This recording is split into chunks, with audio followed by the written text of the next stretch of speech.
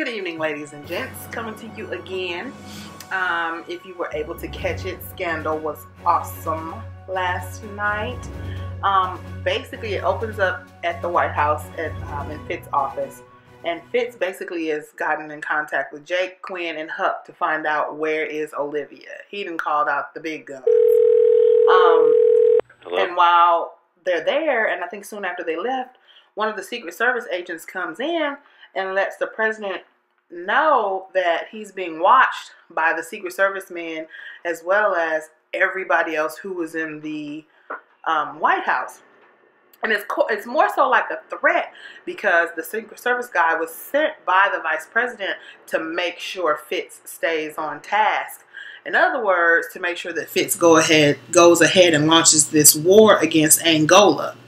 So basically, the man mentions how awful it would be if Olivia was beheaded, and basically said, you know, they don't call the White House the crown jewel for nothing. In other words, basically, security is very high, so anything that Fitz says or does in the White House will be seen. So if anything in contrary to what he should be doing, which is launching this war with Angola, is seen or heard, then, you know, chances are Olivia will be hurt at the order of the vice president. So basically, you know, continue on from there. Fitz tells Cyrus to get in contact with the Joint Chiefs of Staff about the issue in Angola, and he's confused. He doesn't know why. So move from there, and then you get Melly and Fitz in one of their rooms in the White House, and they're getting ready for some big occasion that evening. So basically, you know, Melly turns around and says, you know, I've been sleeping with the vice president, and how she thought it would make her feel good, just as good as Fitz feels, sleeping with Olivia. But come to find out, you know, she doesn't feel good at all about that. So, you know, Fitz takes his two lips and is like, shh, shh, shh, shh, shh, be quiet, don't say nothing. Because he knows they're being watched. So everything that's being said is being recorded. And Melly, she doesn't know how to hold water. So anyway, leave out of there. And Fitz goes in and meets with the vice president. So the vice president's first question is, are the bombs dropping yet? So Fitz is like, well, I need proof that Olivia is still alive. Before I start doing anything, I need to know that she's still alive. So I'm not creating this war for just no reason. So Olivia is recorded. And while she's recorded, you know, she's basically saying that telling Fitz he must declare war on Angola within 48 hours or she will be killed. Now, during this video, Olivia, being the intelligent woman that she is, she asks for a glass of water. So she drinks the water and holds it for about 4 or 5 seconds. That'll be key in a moment. So leave from there. And you got Lizzie and her daughter. We're at Lizzie's house. Lizzie is the new girl, Portia. Portia Ellen DeGeneres' wife. But her name on the show is Lizzie. And she's at home with her daughter. And out of nowhere comes Huck. And Huck, being the gangster that he is, he comes in like, look, where's Olivia? I need to know where Olivia is. If I don't know where Olivia is, I'll kill your daughter. Basically is what she said. And Lizzie's like, I don't know. So the next day, Lizzie goes in and confronts the vice president. Like, what are you doing? Like, your war plans with Angola? Like, what is the purpose behind that? Is this all just a part of, what is this? So he's like, it's a ploy to become president. And if you're smart, you'll jump on board so you can be on that train when it leaves out of the station. Meaning she can be on his team when he becomes president. So leave there, and the president goes and sits with the gentleman who's been accused of killing his son, which was that Secret Service agent Tom Larson, who was hired by Papa Pope to kill his son. So he had asked for a pardon. Why in the world he think he would get a pardon for killing the president's son? I don't even know. So the president wants to know and asks him, who can I trust in my detail? And he basically tells him, nobody. You can't trust anybody. There's nowhere safe in the White House for you to go and talk to someone. So Fitz gets smart, and he goes to probably the only place that he can find that is safe for him to talk to Jake. And that's at Olivia's apartment. So he goes to Olivia's apartment, and there, you know, he talks to Jake about what's going on and how they're going to join forces, basically to find Olivia, which is so cool. She got 2 dudes looking for her. Anyway, so move from there, and back at Pope and Associates, Jake, Quinn, and Huck are studying the video of Olivia as she, you know, demanded that war be engaged because the vice president had told her to. And when she was holding the glass up, you could see a reflection in the bottom of the glass. So you saw the reflection of Ian. So they didn't know who he was, but they did see the reflection. So move from there, and Olivia is still in prison. She's taking a bath. Her and Ian are in the bathroom, you know, and Ian's like, no, I'm not going to let you be in here by yourself again before you, you know, break off the toilet seat and come out and kill somebody. Because last show, she came out that bathroom with that pipe and killed both of those kidnappers. So they're in there talking about how President Fitz will go to war to get back his, he says President Fitz will go to war to get his Olivia doll back. He even bets $1, and he tells her that, you know, once again, that he's not leaving the restroom because she might find something as a weapon.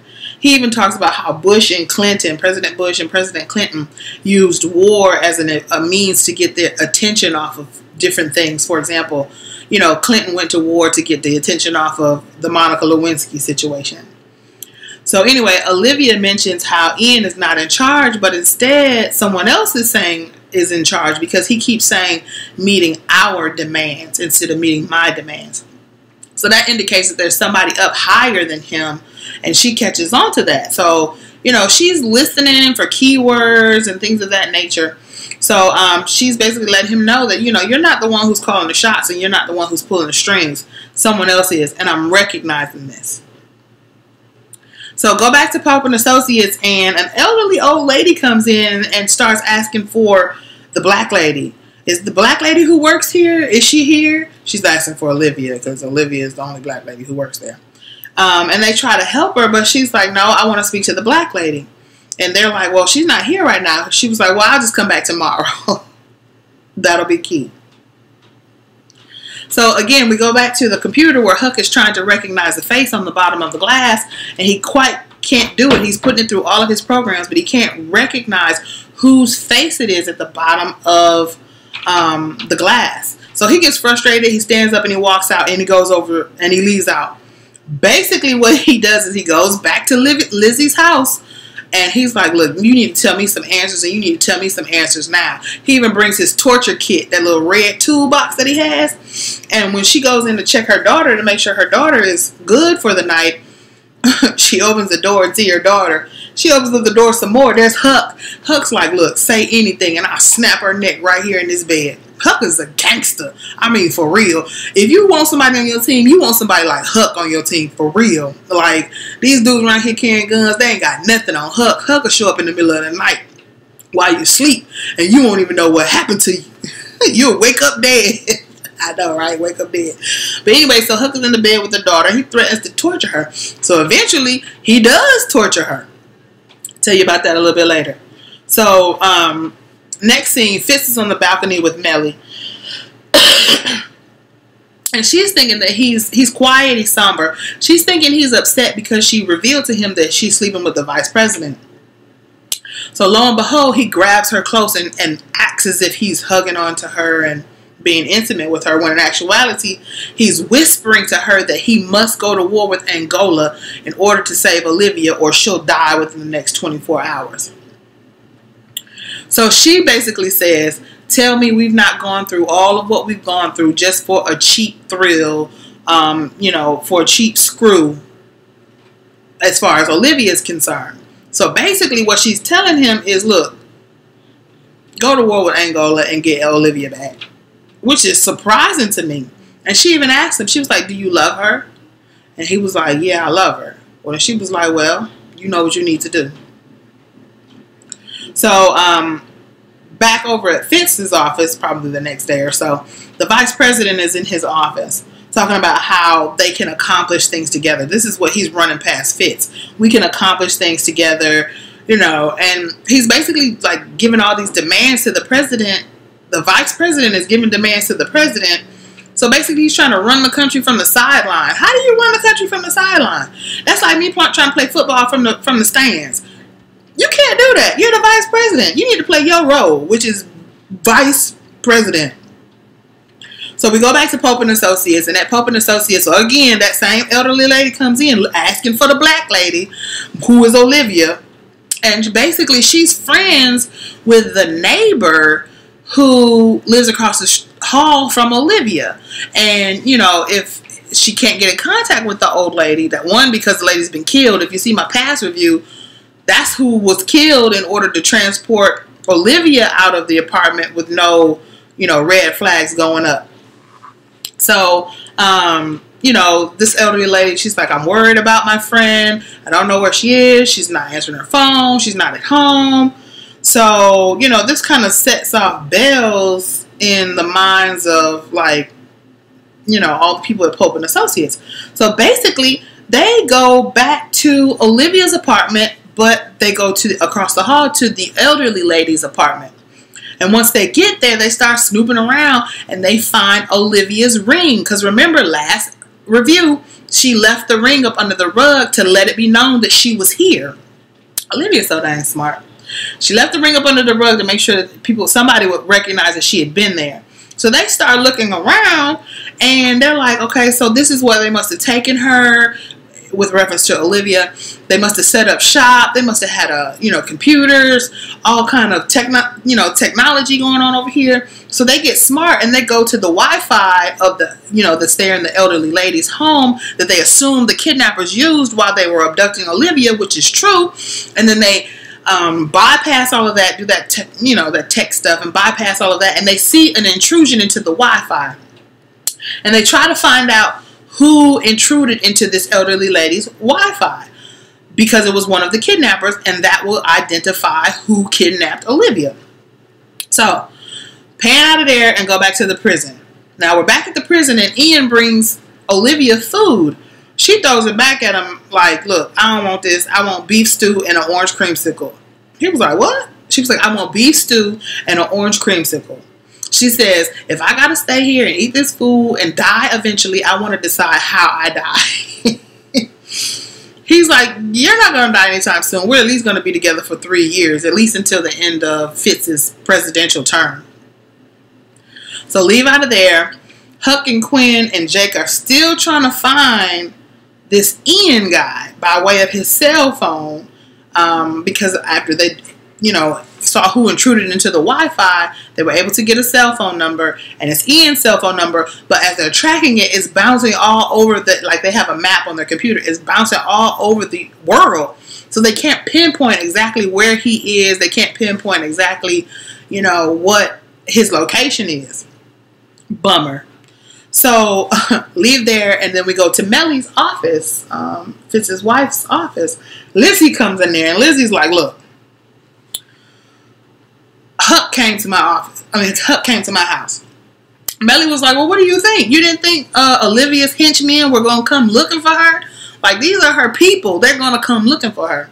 So Lizzie's like, look, the vice president needs to stop doing what he's doing. He needs to stop being so whatever he's doing, because he's not going to stop. He's going to keep making demands on the president, even though they've already gone to war. So Mellie's like, well, I don't know what to say. So Lizzie turns around and shows her back and how Huck has tortured her. I'm talking about her whole back. Her whole back looked like, what did it look like? Do y'all know what hog head cheese is? Okay, I'm going to show you a picture. That's what her back looked like. Her back looked like that. Because he had tortured her so much, he had scraped her and all kind of scratches and all kind of everything. So, leave out of there. And before this point, President Fitz had given Cyrus a handbook Because Cyrus was upset. He's like, you're not consulting me. You're going along with the vice president is saying versus what I'm saying. So Fitz comes in and he gives him a book and shoves it into his chest and tells him to go back to your office and read it. So Cyrus went back to his office and read it, and in it, President Fitz had written, "They've got Olivia." So now he understands why President Fitz is acting out of character, following what the vice president said do, instead of following what he said do. So from there, we go back to the prison, and we see Olivia has gotten inside of Ian's head and basically asked him, do you want to be my babysitter for the next 3 years? Do you want to be a babysitter or a boss? She mentions how he should bypass the contract with whoever he has the contract with to keep her there in that prison and go to the open market and sell her to the highest bidder. And then that way, he can make a whole bunch more money. So basically, she started playing into his greed. She started playing into his need for power. And it works. So Melly basically goes and tells Fitz, look, I've taken care of everything. And what she's done is she's went in and she screwed the vice president. And when she screwed the vice president, after she wore him out and put him on the couch, she went and got his cell phones and turned them into Lizzie. Lizzie then goes to Pope and Associates, who then and turns the cell phones in, and one of the cell phones has Ian's telephone number in it. So they basically find out where he is. So Jake then goes to David Rosen, who's the Attorney General, who then contacts the DEA for them to go in and raid exactly where the location was that Olivia was being held. But remember, I told you, she had been talking to him saying, look, can you just put me out on the free market, try and get more money, blah, blah, blah, woo, woo. So when they get there, Olivia's nowhere to be found. Her and Ian are now on a jet somewhere, and Ian picks up the phone and calls the president and is like, look, I've got your Olivia. The bidding is getting ready to begin. So she's going to go to the highest bidder. So you need to let me know what you're going to do. Okay? So then after that, the final part was they were once again looking at another map. And Huck kept seeing chatter, whatever chatter is, but it was like it was a bouncing signal all over this map with relation to the cell phone that Ian is using. So again, Huck is very intelligent. He's like, you know what? She's leaving us breadcrumbs. All throughout the show, he was like, she's leaving us breadcrumbs. She's leaving us breadcrumbs. In other words, she's trying to help y'all find out where in the world she is so y'all can come get her. Perfectly fine. Perfectly fine. Excuse me. So this episode of Scandal, loved it, loved it, loved it, loved it, loved it. Very intense. Lots of twists and turns. Everything was so, it just kept going. It was just really, really moving. It wasn't slow moving. Sometimes Scandal can be slow moving, but this was kind of fast moving. So I hope you appreciate my review. Till next Thursday, I'll see every single gladiator later. Okay? That's my fire. Bye.